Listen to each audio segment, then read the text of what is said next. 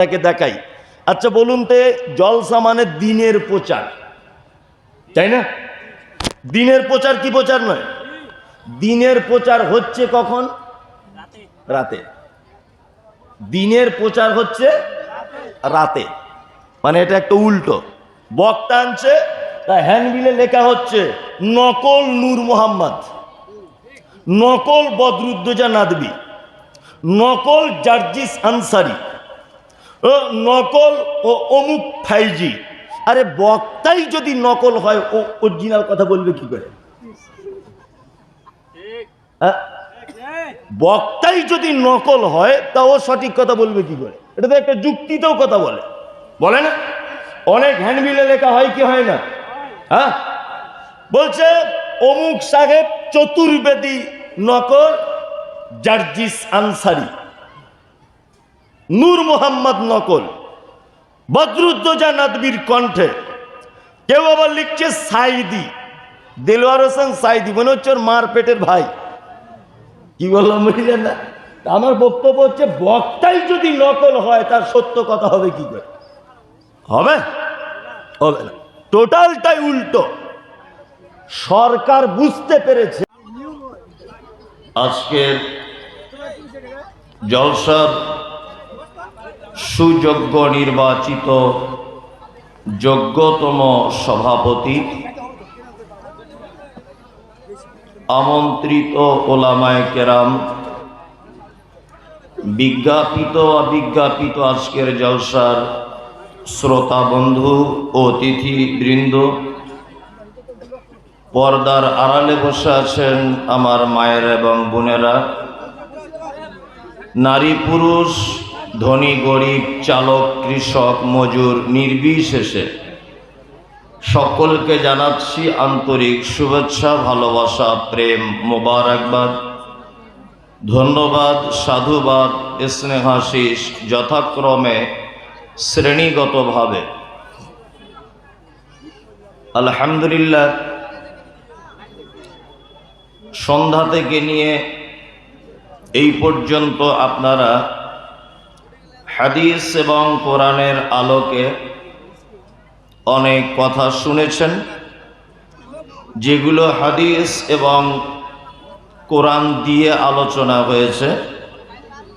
আল্লাহ তুমি আমাদের সকলকেই আমল করার তৌফিক দান করো, আমিন।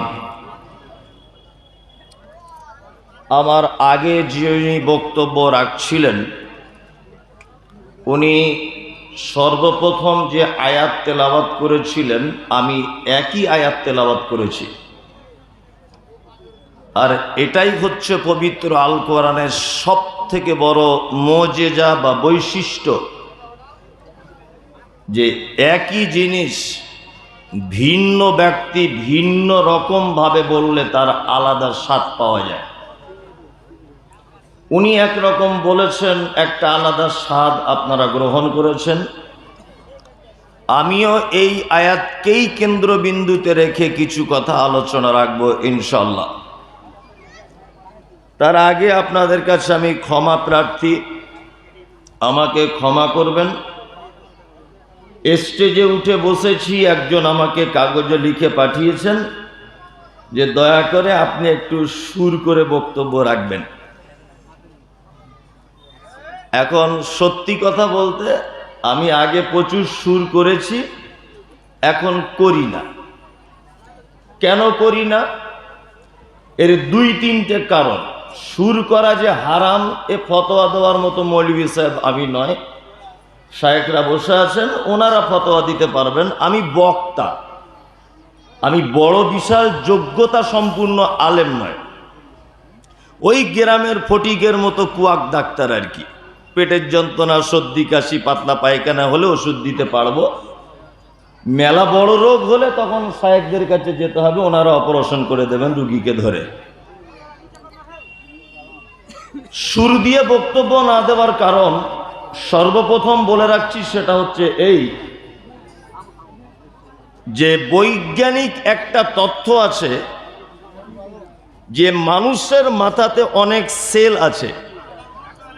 কি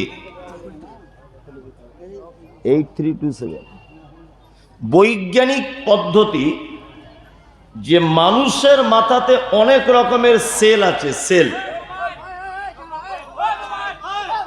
এক একটা সেলের, এক মিনিট,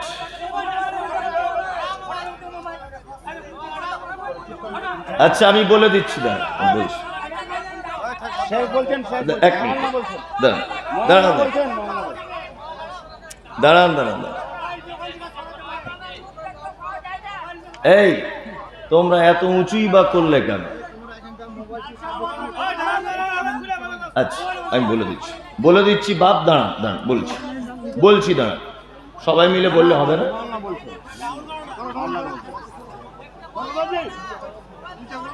আচ্ছা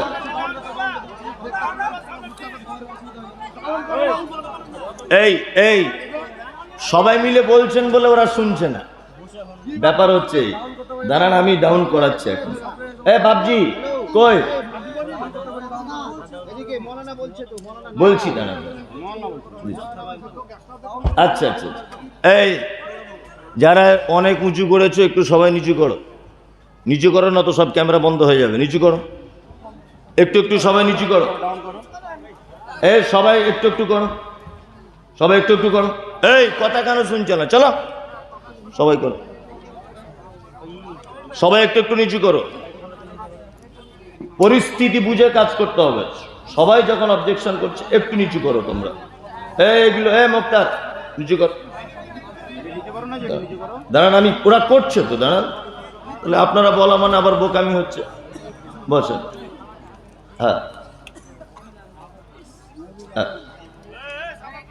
হ্যাঁ, এক মিনিট বাবু, এক মিনিট। দেখুন আর হয়তো 1-1.5 ঘন্টা চলবে, একটু এদিক ওদিক করে নেন। ওরা আবার ওঠা ভাড়া করলে বেশি ডিস্টার্ব হবে।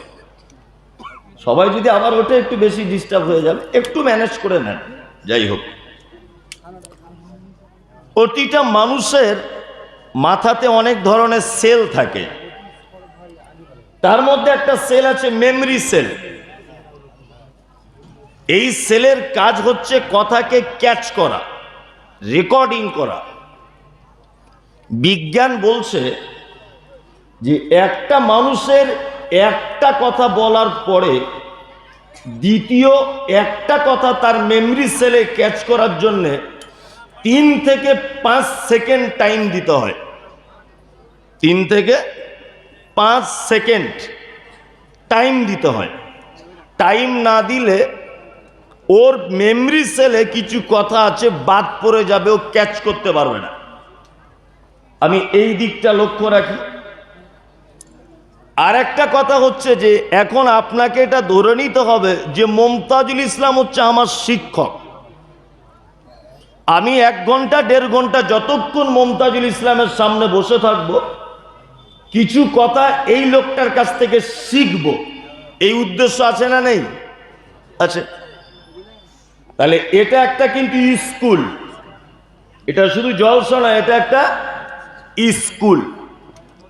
আচ্ছা, আপনি পৃথিবীর কোন স্কুলে দেখেছেন যে কোনো মাস্টার এইরকম করে পড়ায়? তোমরা সবাই বলো, ওই অজগর আসছে তেরে। এরকম করে কেউ পড়ায়? কেউ বলে? বলে এ ফর অ্যাপেল বলে? পৃথিবীর কোন স্কুলের মাস্টার এইরকম করে শেখায় না। শেখায়? কিন্তু আমাদের জলসাগুলি এমন মানে সুরকারে পরিণত হয়েছে যে মানুষ সুর শুনতে শুনতে বিনা সুরে আর পছন্দই করে, তাই না? পছন্দই করে না। তা যার পছন্দ না হবে তবুও বসবেন, নেকি পাবেন। আর যার পছন্দ হবে আপনি বসবেন, আপনার ভালো লাগবে। আমি আমার গতিতেই চলছি, একটা একটা করে বলবো কিছু কথা যাতে আপনার উপকার হয়। কি বললাম বুঝলেন? যাতে আপনার উপকার হয়। যাই হোক, আমি কথা না বাড়িয়ে আলোচনা শুরু করছি। 1, আল্লাহ সুবহানাহু ওয়া তাআলা, আমারও বক্তব্যের বিষয় কিন্তু শিক্ষা। কি শিক্ষা। যদি বলছেন দুটো বক্তার একই রকম হয়ে গেল না, না, একই রকম হবে না, আলাদা হবেই। সর্বপ্রথম আল্লাহ সুবহানাহু ওয়া তাআলা আদম আলাইহিস সালামকে পৃথিবীতে তৈরি করলেন। কাকে? আদম।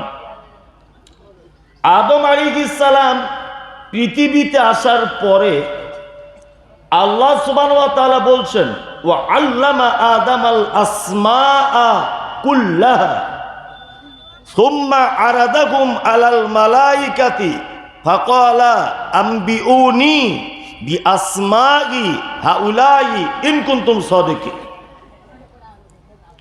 আল্লাহ আদমকে তৈরি করার পরে বলছে, আদম তুমি এই এই এই এই জিনিসের নামগুলো সব জেনে যাও। এর নাম মাইক, এর নাম বাঁশ, এর নাম ডিম, এর নাম মুরগি, এর নাম তাল গাছ, এটা আম গাছ, এর নাম ফেরেশতা, এর নাম আকাশ, এর নাম জমিন। সব কিছু শিখিয়ে দিলেন কে? আল্লাহ। তারপরে আল্লাহ তাআলা আদম আলাইহিস সালামকে শেখানোর পর ফেরেশতাদেরকে ডাকলেন। ডেকে ফেরেশতাদেরকে বলছেন, এই তোমরা এই জিনিসের নামগুলো বলো তো। ফেরেশতারা তখন বলছে, আল্লাহ আপনি যেটা শিখিয়েছেন সেইটুকু ছাড়া আমরা একটা কিছু বলতে পারবো না। তখন আল্লাহ তাআলা আদমকে বলছেন, আদম তুমি বলো তো। তা আদম আলাইহিস সালাম একটা একটা একটা একটা করে সব নাম বলে দিলেন। তারপরে আল্লাহ সুবহানাহু ওয়া তাআলা ফেরেশতাদেরকে বললেন যে তোমরা আদমকে সেজদা করো। সবাই সেজদা করেছে, একজন করেনি, নাম তার মিস্টার ইবলিস। আবা ওয়াস্তাকবারা ওয়া কানা মিনাল কাফিরিন। সে অস্বীকার করলো এবং সে কি করলো? অহংকার বশত সেজদা করলো না। এক পর্যায়ে সে অস্বীকারীদের অন্তর্ভুক্ত হয়ে গেল, অর্থাৎ কাফের হয়ে গেল, শয়তান হয়ে গেল, তাই না? তাই এখানে কয়েকটা জিনিসের প্রশ্ন আপনাদেরকে করি। আসলে আমি তো একরকম ভাবে আলোচনা করি না। আমার ভাতের ভিতরে আলু ছানা পাবেন, বেগুন ভর্তা, আলু ভাজা পাবেন, ফুলকপি আর চিংড়ি পাবেন, লাস্টে রসগোল্লা দইও পাবেন, বুঝলেন? সব রকমের পাবেন। তা প্রথমে আপনাকে এখানে কয়েকটা জিনিস বলে দিই। আচ্ছা, ফেরেশতাদেরকে আল্লাহ কি দিয়ে বানিয়েছেন? কি? নূর। আর আদমকে কি দিয়ে বানিয়েছেন? মাটি। এখানে একটা খুব ভালো গেঁড়া কল, সেটা আপনাদেরকে আমি দেখিয়ে দিয়ে যাচ্ছি। আচ্ছা, আজও পর্যন্ত পশ্চিম বাংলার বা সারা ভারতবর্ষের কিছু মুসলমানদের এ দাবি আছে যে আমাদের নবী মুহাম্মদ সাল্লাল্লাহু আলাইহি ওয়াসাল্লাম নূরের তৈরি। আছে না? নূর নবী বলে না? বলে। আর আমি মুমতাজুল ইসলাম বলেছি না, মুহাম্মদ সাল্লাল্লাহু আলাইহি ওয়াসাল্লাম মাটির তৈরি। আর সোশ্যাল মিডিয়াতে আমাকে গালাগালি দেওয়া হচ্ছে, সালা গাধার বেটা গাধা, হাদিস কোরআন পড়তে জানো, নূর নবীকে তুমি মাটির নবী বলছো। আচ্ছা, এবার আপনাকে একটা কথা জিজ্ঞাসা করি, তাহলে নবী কিসের তৈরি? নূরের। তার কথা অনুযায়ী ফেরেশতা কিসের? নূরের। এবার বলুন, নূরের তৈরিকে সেজদা করছে মাটির তৈরি আদম। বোঝার চেষ্টা করুন। তাহলে বলুন তো, আদমের সম্মান বাড়লো না নূরের তৈরিদের সম্মান বাড়লো? কথা বলুন। ভাষা বুঝতে পারেননি? মাটির তৈরি আদম সেজদা করছে নূরের তৈরি ফেরেশতাদেরকে, তাই তো? মানে ফেরেশতারা, নূরের ফেরেশতারা সেজদা করছে কাকে? মাটিকে। তাহলে যাকে সেজদা করছে তার সম্মান বেশি না যে সেজদা করছে তার সম্মান বেশি? যাকে করছে। তা নবী যদি নূরেরই যদি তৈরি হবে, তাহলে তো নবীর নূরের তৈরি, ফেরেশতারাও নূরের তৈরি। তাহলে ফেরেশতা সেজদা করছে কাকে? মাটিকে, তাই না? তাহলে নূরের তৈরি বললে নবীর মর্যাদা বাড়লো না কমলো? কি? কমে গেল। কমে গেল না? কমে গেল। মানে এগুলো হিসাব করে কথা বলতে হয়। যেটা আপনাকে বলছি, তাহলে সর্বপ্রথম আল্লাহ সুবহানাহু ওয়া তাআলা আদমকে কি করলেন? শিক্ষা দিলেন। কি দিলেন? শিক্ষা। আদম হচ্ছেন পৃথিবীর প্রথম নবী বা মানুষ। একেবারে শেষ ইসলামকে কমপ্লিট করে দেওয়া হয়েছে একজন নবীকে দিয়ে। নবীটির নাম কি? মুহাম্মদ সাল্লাল্লাহু আলাইহি ওয়াসাল্লাম। খুব ভালো করে বুঝবেন আজকে বক্তব্যগুলো। আপনার কাছে বিনীত অনুরোধ এটা আমার, শেষ পর্যন্ত বসে থাকুন ভালো না লাগলেও। মুহাম্মদ সাল্লাল্লাহু আলাইহি ওয়াসাল্লাম নবী হবার পর থেকে আর মৃত্যু পর্যন্ত প্রতিটা কাজের ইতিহাস আমাদের সামনে তুলে ধরা হয়, হয় না? হয়। কিন্তু নবী হবার আগেও যে অনেক কিছু আমাদের জন্য শিক্ষণীয় বিষয় আছে বা ছিল, সেটা আমরা কিন্তু আলেম ওলামারা বাদ দিয়ে দিয়েছি না? নবী হবার আগের ঘটনা কেউ বলে? কেউ বলে না। নাম্বার 2, মুহাম্মদ সাল্লাল্লাহু আলাইহি ওয়াসাল্লাম নবী হবার আগেও লোকটা ভালো মানুষ ছিলেন না খারাপ মানুষ ছিলেন? ভালো মানুষ ছিলেন। এত ভালো মানুষ ছিলেন, এত নম্র ভদ্র ছিলেন, তিনি যে সময়ে জন্মগ্রহণ করেছিলেন সময়টার নাম হচ্ছে আইয়ামে জাহেলিয়াত, বর্বরতার যুগ। বর্বরতাটা কেমন ছিল না? রাতের বেলা সেক্স, নারী পুরুষ যে সেক্স করে বা মিলন করে, এটা পুরুষ তার বেটির সঙ্গে করত। একটা ছেলে তার বোনের সঙ্গে রাতের বেলা রাত্রি যাপন করত। মদ বৈধ মনে করে মানুষ পান করত, সুদ বৈধ মনে করে মানুষ খেত, আর